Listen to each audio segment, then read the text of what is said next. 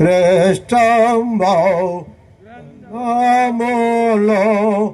ఎచ్చట చూచిన ఆదరణయున్నది. సుఖ దుఃఖములో వాగ్దానమున్నది. విశ్వాసముంచి ధ్యానించుము. చాలా దేవుడు తన గ్రంథము ద్వారా, తన వాక్యం ద్వారా మనతో మాట్లాడేవాడిగా ఉంటాడు. మన దేవుడు మాట్లాడే దేవుడు. యేసుక్రీస్తు ప్రభు, యెహోవా దేవుడు, మాట్లాడే దేవుడు, సజీవుడైన దేవుడు. ఇదన మన మరి ఇంతవరకు అనేక విషయాలు సహోదరులు మరి తల్లిగారు చెల్లించిన సాక్ష్యాలు బట్టి మనతో మాట్లాడుతున్నాడు. ఆయన మాటకు మనం విధేయత చూపితే ఆయన యొక్క దీవెన మనం పొందేవారికి ఉంటాం. ఈ సమయంలో మరి కొన్ని మాటలు దేవుని వాక్యంలో చదువుకుంటాం. మొదటి మాటగా యెషయా గ్రంథము 51వ అధ్యాయము 12వ వచనం. బైబిల్లో ఉన్నవారు నాతో పాటు ఈ వాక్యము సోదరుడు రాజు గారు, సిస్టరు కుమార్తె వారి పక్షముగా ఏకీవించి చదువుదాం. మొదటి భాగం మాత్రమే. Isaiah 51:12 first part. నేనే మిమ్మును ఓదార్చువాడు. మళ్ళా చూద్దాం. నేనే మిమ్మును ఓదార్చువాడు. అలాగ ప్రభు సోదరుడు రాజు, సిస్టర్ మిసెస్ రాజు కుమార్తెను ఓదార్చి ఆదరించునుగాక. ఈ సందర్భంలో ప్రియులారా మరొక మాట చదువుకుంటాము. సోడు చెప్పినట్టుగా లోక 1:23లో అతడు సేవ చేయు దినములు సంపూర్ణమైనప్పుడు తన ఇంటికి వెళ్ళను. రక్షణ పొంది 3-4 సంవత్సరాలు అయినప్పుడు కూడా దేవ సహాయం తన సేవను, దేవుడిచ్చిన సేవను సంపూర్తి చేసుకుని దేవుడు తనకు ఏర్పరిచిన ఇంటికి, పరలోకములో దేవుడు ఏర్పరిచిన స్థలానికి, నిత్య గృహానికి, పరలోక గృహానికి వెళ్ళిపోయింటున్నాడు. దాన్ని బట్టి దేవునికి స్తోత్రములు. అయితే ఈ సంగతి ఎందుకు చెల్లి చెప్పినట్టుగా ప్రార్థన చేస్తూ వచ్చింది. కొంతవరకు జవాబు తాను పొందుతూ వచ్చింది. మరొక మాట పూర్తిగా మనకు తెలియదు. అప్పుడే విషయాలన్నీ మనకు తెలియవు. ప్రభు ఉన్నప్పుడు పేతురుతో ప్రభు అన్న మాటను మీకు చదివి కుటుంబ పక్షముగా బ్రదర్ రాజు, సిస్టరు మిసెస్ రాజు కుమార్తె పక్షంగా ఈ మాట నేను చదవాలని కోరుతున్నాను. యోహాను సువార్త 13వ అధ్యాయము 7వ వచనం. Johne's gospel chapter 13:7. యోహాను సువార్త 13:7. అందుకు యేసు, నేను చేయుచున్నది ఇప్పుడు నీకు తెలియదు కానీ ఇక మీదట తెలుసుకుందామన్నాడు.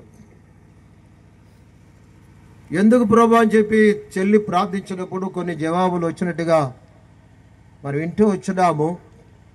ఇంకా పూర్తిగా మనకు తెలియదు. మానవం అనేది దేవుని చిత్తం. ఎబ్రీ పత్రిక 9వ అధ్యాయం 27వ వచనంలో ఉంటుంది. మనుషులు ఒక్కసారే మృతి పొందవలని నియమబడను, అటు తర్వాత తీర్పు జరుగును.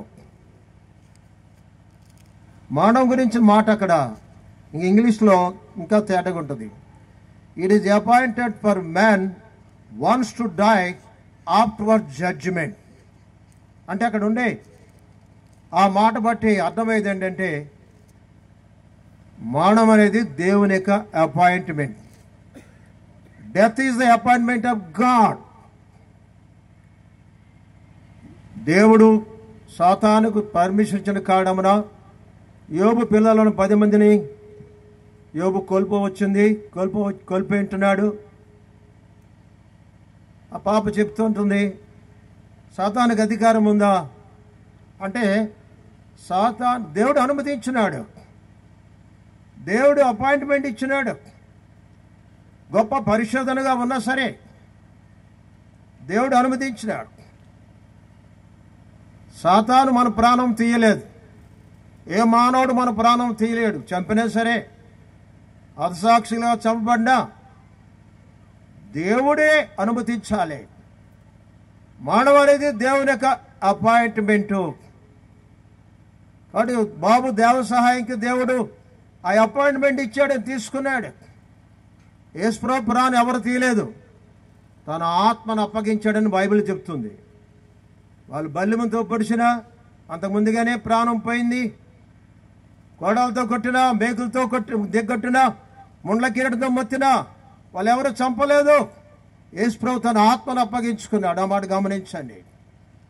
ఆయన అన్నాడు, నా ప్రాణం పెట్టకు నాకు అధికారం కలదు, తిరిగి తీసుకుంటాకు నా అధికారం కలదు అన్నాడు. నేను మీకు జ్ఞాపం చేసేది ఏంటంటే, మానవ అనేది దేవుని అపాయింట్మెంట్. అటనే బాబు దేవ సహాయం, మానవ అనేది దేవుని అపాయింట్మెంట్. వాళ్ళ తండ్రి గారు చెప్పినట్టుగా 3-4 ఏళ్ళలే సేవ చేశాడు, కానీ 60 ఏళ్ళు సేవ చేశాడని చెప్పి అంతగా 60 ఏళ్ళు సేవ చేసినట్టుగా అంతగా తాను ప్రయాసపడ్డాడు. తాను చూపించుకోలేదని బిడ్డలు చెప్తూ వచ్చినారు. ప్రార్థనా జీవితం కలిగి అనేక మందిని ప్రభువు నడిపించాలి అనే ఆసక్తితో పనిచేసిన వాడు ఉన్నాడని మనం వింటూ వచ్చాం. నిజంగా ఈ సాక్ష్యం వింటా ఉంటే అలాంటి వారు ఎవరు లేరు, మనకు కనబడలేంతవరకు. వ్యవసాయం ఒక్కడే కుటుంబీకులు చెల్లించిన సాక్ష్యం బట్టి మనకు కనబడుతుంది. అలాంటి వారిని అనేకలు గ్రామంలో ప్రభు లేవనెత్తును గాక. అలాంటి వారిని అనేక మంది యవనస్తులను ప్రభు లేవనెత్తాలని మనం ప్రార్థించాలి.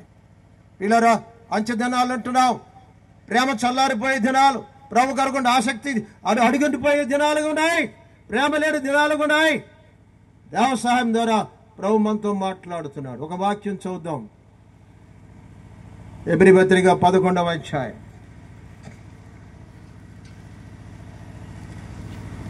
4వ వచనం. Hebrews chapter 11 verse 4. హెబ్రీ 11:4. విశ్వాసమును బట్టి హేబేలు కయ్యూని కంటే శ్రేష్టమైన బలి దేవునికి అర్పించెను. దేవుడు అతని ఆత్మలను గూర్చి సాక్ష్యం ఇచ్చినప్పుడు అతడు ఆ విశ్వాసమును బట్టి నీతిమంతుడని సాక్ష్యం పొందెను. అతడు మృతి నొందియో ఆ విశ్వాసము ద్వారా మాట్లాడుచున్నాడు. బాబు దేవసహాయం మృతి పొంది కూడా హేబెలు వలె ఇదేమో నీతో నాతో మాట్లాడుచున్నాడు. చాలా మంది సేవకులు అంటున్నాం. మన సేవా జీవితం ఎట్లుంది, మన ప్రార్థనా జీవితం ఎట్లుంది, ఆత్మల కొరకే ఎంతగా మనం ప్రయాసపడుతున్నాం. దాంతో నేను సిగ్గుపడుతున్నా. దేవ సహాయం సాక్షి ఉన్నాం, అంత ప్రార్థనా జీవితం నాకు లేదు. 3 గంటలు మధ్యరాత్రిలో పోరాడి ప్రార్థించి ఎంతో ములుగుతో ప్రార్థిస్తూ వచ్చాడు. మేము సేవ చేస్తున్నాం అనుకుని గొప్ప చెప్పుకుంటున్నాం. చాలా మంది ప్రార్థనా జీవితం లేదు, చాలా మంది కుటుంబ ప్రార్థన లేదు. ఇదేమన్నా దేవ సహాయం ద్వారా దేవుడు నాతో నీతో మాట్లాడుతున్నాడు. మనం సరి చేసుకుందాం. సాక్ష్యం వింటా ఉంటే, సౌడు రాజును చూస్తూ ఉంటే, సిస్టర్ని కుమార్తెను చూస్తుంటే ఎంతో దిగులవుతుంది నాకు, అందరికి కూడా. కానీ నా జీవితం గురించి నేను పరీక్షించుకోవాలి, నీ జీవితం గురించి నువ్వు పరీక్షించుకోవాలి. ఈ గ్రామంలో ఎవరొస్తున్నారో దేవ సహాయాన్ని చూస్తూ వచ్చారు, గమనిస్తూ వచ్చారు. యేసు ప్రభు నిజ దేవుడని మీకు చెప్తూ వచ్చాడు. యేసు ప్రభువే లోక రక్షకుడని మీకు చెప్తూ వచ్చాడు. యేసు ప్రభు నమ్ముకుంటే పరలోక రాజ్యం పోతారని చెప్తూ వచ్చాడు. ఇక్కడ కూర్చుండొచ్చు, లేక పక్క నుండి వింటూ ఉండొచ్చు. అయితే ఒకటి మీకు జ్ఞాపం చేయగొడుతున్నా, మానవ చెప్పు రాదు. మానవ అనేది దేవుని అపాయింట్మెంట్. నువ్వు ఎరిగినట్లుగా నీతోటి వయసు కలిగిన యవనస్తుడు దేవ సహాయం యాక్సిడెంట్ ద్వారా చనిపోయాడు. యాక్సిడెంట్ అయినా పర్వాలేదు, చంపబడినా పర్వాలేదు, దేవుని అపాయింట్మెంట్. అయితే నేను చెప్పేది మాడం చెప్పి రాదు. నేను తిరిగి హైదరాబాద్ ప్రయాణం చేసి తిరిగి ఇంటికి వెళ్తాను లేదో నాకు చెప్పలేను. మార్గంలో యాక్సిడెంట్ అవ్వచ్చు. అయితే నాకు ఒక నిరీక్ష ఉంది, నేను దేవసాయాన్ని కలుసుకుంటా. ముందు వెళ్ళిపోయాడు ప్రభుబిడ్డలు భక్ష్యం గారిని, దేవజనులను కలుసుకుంటా. నా కుమారుడు కూడా వెళ్ళిపోయాడు, యవనస్తుడు, నేను కలుసుకుంటా. ఆ నిరీక్షణ నాకుంది. నీకుందా ఆ నిరీక్షణ? నా కుమారుడు విషయం చెప్పాలంటే, యవనస్తుడు బెంగళూరులో తను కూడా బీటెక్ చదువుకొని పనిచేసుకుంటా ఉన్నాడు. మ్యారేజ్ అయింది. సెకండ్ వేవ్ కరోనా వచ్చినప్పుడు నాకు కరోనా వచ్చింది. భార్య భర్తలు వచ్చారు, నన్ను టెస్ట్ చేసి హాస్పిటల్ అడ్మిట్ చేసి జాయిన్ చేసి ఉన్నాడు. నాతో 5 దినాల కోవిడ్ వార్డులో పండుకున్నాడు. నాకు అన్ని రకాల పరిచయం చేసినాడు. 5 దినాల తర్వాత నేను రివైవ్ చేయబడ్డాను. నన్ను డిశ్చార్జ్ చేసి ఇంటికి తీసుకొచ్చినాడు. మరి దేవుడు అనుమతించినాడు. ఆ తర్వాత నాకు తాను వీక్ అయిపోయాడు, ఆయాసం ప్రారంభమైంది. అదే హాస్పిటల్లో చేర్చాం. 5 రోజులకు రెస్పాన్స్ లేదు. తర్వాత పెద్ద హాస్పిటల్లో చేర్చినాం, పెద్ద వైద్యం చేపించినాం. ఎంతమంది ఆన్లైన్లో ప్రార్థించారు, వందలాది మంది. తల్లిదండ్రులుగా మేము భారంతో ప్రార్థించాం. ప్రభువా నా కుమారుని తిరిగి బాగు చేయి ప్రభువా, నీ బాగు చేసి మహిమ తెచ్చుకో ప్రభువా అని చెప్పి ప్రార్థన చేసినాం. 100కి 100 రూపాయలు నమ్మినా తల్లిదండ్రులుగా ప్రభు తప్పక లేపుతాడు, ఆయన ద్వారా మహిమ పొందుతాడని ప్రార్థన చేస్తే, మేము నమ్మితే, అనేకులు ప్రార్థించేవారు నమ్మితే, దేవుని అపాయింట్మెంట్ ఆయనకి ఇచ్చాడు దేవుడు. 2021 జూన్ మాసం 3వ తేదీ తెల్లవారుజామున 12:10 దేవుడు ఆయన సన్నిధి పిలుచుకున్నాడు. ఆయన చిత్తం. నేను కూడా ప్రశ్నించాను ప్రభుని, ప్రభా ఎందుకు నా కుమారుని పిలుచుకున్నావు? నన్ను తీసుకుంటే మేలు కదా, నేను పెద్ద వయసు, నా సమయం అయిపోయింది. ఆ యవనస్తుడు ఇంటే ఎంత సేవ చేసి ఉండేవాడు కదా, ఆయన తీసుకున్నావు అంటే ఇదే మాట నాకు జ్ఞాపకం చేసుకున్నాను. నేను చేయిస్తుంది ఇప్పుడు నీకు తెలియదు, ఇకేమైనా తెలుసుకుంటావు. యోబులాగా దేవుని స్తుతించడం నాకు నేర్పిస్తూ వచ్చాడు, నాకు నా భార్యకు. ప్రతి దినము ఇప్పుడున్న పొరపాటున ఆలస్యంగా లేచి ఏదో అడవడికి వెళ్ళిపోతే తప్ప, ప్రతి దినము నాయన నా కుమారుడు గిడియన్ నీ సన్ని పిలుచుకున్నా, నీకు స్తోత్రం అని చెప్పి ఆయన్ని గణపరుస్తున్నాను. నా తండ్రి నా కుమారుడు లేని కొరత తీర్చుతాడు. ఎట్లా అంటే, నేను నీ కుమారుని కాదు, నేను నీ తండ్రిని. నీ కుమారుడి కంటే ఎక్కువగా నేను నీకు ఆదుకుంటాను, నీకు సహాయం చేస్తానని ప్రభు మాట్లాడుతూ వచ్చాడు. కనుక దేవుని యొక్క ఆదరణ ఎంతో గొప్పది. అనేకులు ప్రశ్నిస్తూ వచ్చారు, ఇప్పటికీ ప్రశ్నిస్తూ ఉన్నారు. ఆయన చిత్తం మనం కాదనలేం. ఎంత ప్రార్థించినా మనం ప్రియులారా, ఎంత ఉపవాసం ప్రార్థించినా దేవుని చిత్తం కానప్పుడు దేవుడు మన ప్రార్థనకి అవునని చెప్పడు, నో అని చెప్తాడు. అది నేను ఇప్పుడు గ్రహిస్తూ ఉన్నాను, నేను నేర్చుకుంటూ ఉన్నాను ప్రియులారా. కాబట్టి ఇదే మన దేవ సహాయాన్ని కూడా దేవుడు చిన్న వయసులో అలాగా తన సన్నిధికి పిలుచుకున్నాడు. మరి మనము మరి హిజ్కియాతో అన్నట్ట 38వ అధ్యాయంలో 1-2 వచనాల్లో, నీవు మానమవుతున్నావు, బ్రతుకవు, నీ ఇల్లు చక్కబెట్టుకును. కాబట్టి చిన్న వయసులో దేవసాయం చనిపోయాడని బాధపడుతున్నాం. రేపో ఎల్లుండో మనం చనిపోతాం. ఈ సంవత్సరం ముగించక మునిపే ఇక్కడ చేరువచ్చిన వారిలో, ఈ మాటలు నిల్చున్న వారిలో నేనో లేక నువ్వో చనిపోవచ్చు, లేక మార్గంలో తిరిగి వెళ్తుండగా చనిపోవచ్చు. నీ జీవితాన్ని చక్కపరుచుకో సహోదరా విశ్వాసి. ఎంతకాలం మంది రక్షణ పొంది బాప్తిసం తీసుకుని దేవుడు ఆశించినట్టుగా దేవుని ప్రేమ నీలో ఉందా? దేవుడు కోరినట్టుగా దేవుడు క్షమించే మనసు నీకుందా? పరీక్షించుకుందాం.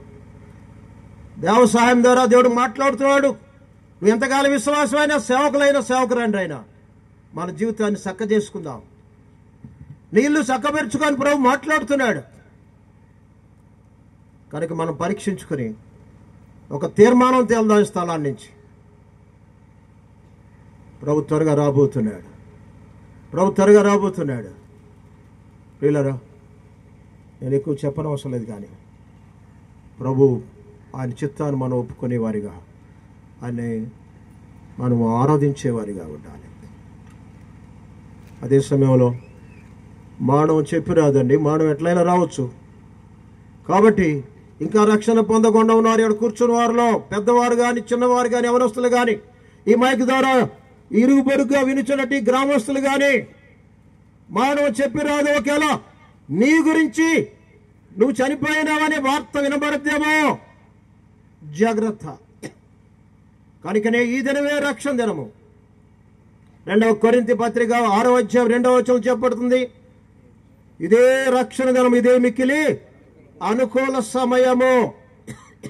రేపు నీది కాదు. యవనస్తులు కానీ పెద్దవారు కానీ ప్రభువు నామమున మీరు బతిమాలు చెప్తున్నాం. యవనస్తుడైనా దేవ సహాయం మరణము ద్వారా దేవునితో మాట్లాడుతూ వచ్చాడు. తర్వాత నిన్ను గురించి మరణ వార్త వింటామో తెలియదు. యేసు ప్రభువుని నమ్ముకోకుండా అదేదో తక్కువ మతము, అదే పరాయి మతం అనుకుంటున్నావా?